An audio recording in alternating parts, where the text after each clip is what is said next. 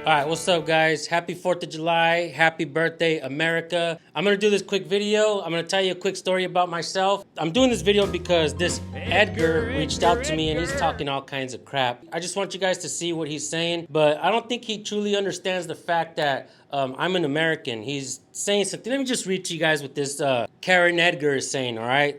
Clearly, he watched a video of me recording police. Let me just read to you guys what he says. Do you got anything else better to do than record people's private lives? Get a life, child. Well, first and foremost, when you're out in public, there's absolutely no expectation of privacy in public. So obviously this Edgar kid is clueless to what his rights are. And that's the problem with these kids these days is they don't truly understand their rights. So they try to use their feelings to try to step on somebody else's rights. But I got to tell you something. The First Amendment is not written to for us to like what people say. It really is written so that the other person can say what they want to say, right? And I'm definitely going to put his Instagram so you guys can see who he is and take a look at this kid. Straight Edgar, all right? And he says, I just found out you can barely speak Inglés. Should you go back to Mexico?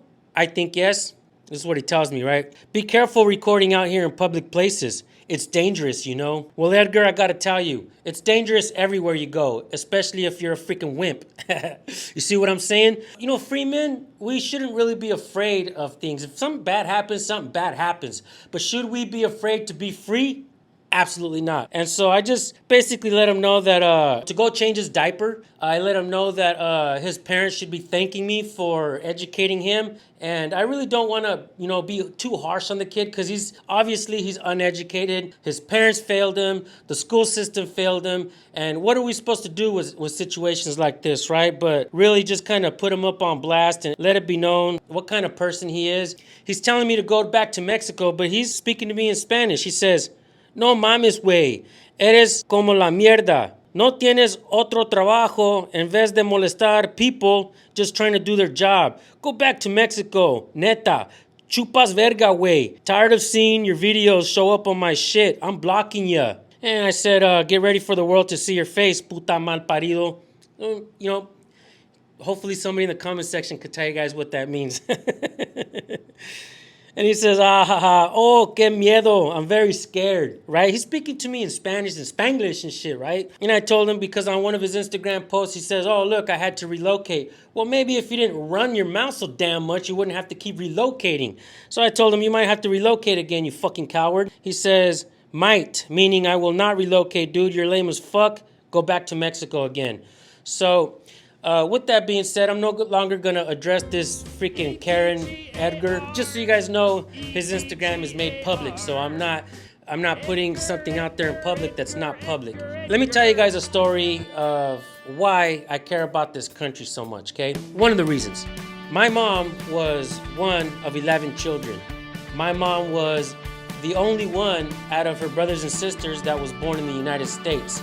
Her sisters dedicated the song American Girl from Tom Petty to her because she was the American girl. My mom used to always let us know how important it was to stand up for your rights, you know, to be an American, to be a real American and to fight for what's right, to stand up for what's right.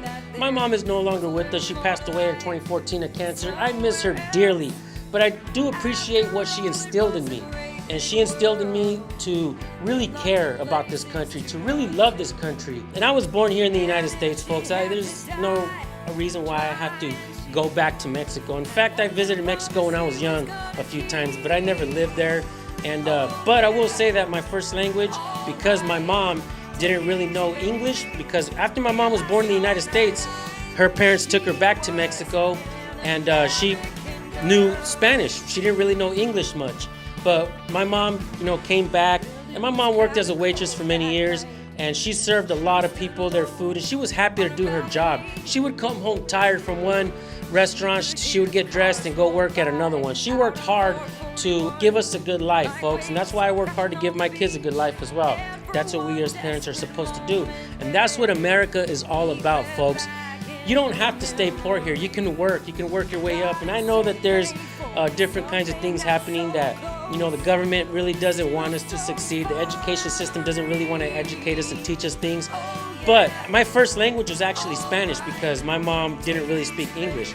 As we grew older and went to school, we learned how to speak English. We actually taught my mom how to speak better English as, you know, as we were getting older. But my mom really did love this country. She understood what it meant to be an American. She instilled that into me, and I instilled that into my children. As you guys can see, my oldest son served in the military, and he's also doing what I do as well. And I just want to say I love my kids and what they do, and I really appreciate them as well.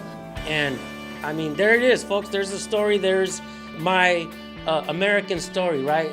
This is my mom's American story, and thank you, Tom Petty, for that song, man, American Girl. If you guys get a chance to listen to that song after this, do it, because that song was dedicated to my mom, and she really, really, really loved that song. When Tom Petty performed that song at a Super Bowl one year, she was so stoked, and she was happy, and we watched it together, and I just want to say thank you for all of you tuning in, and thank you guys so much for all the support you guys give us.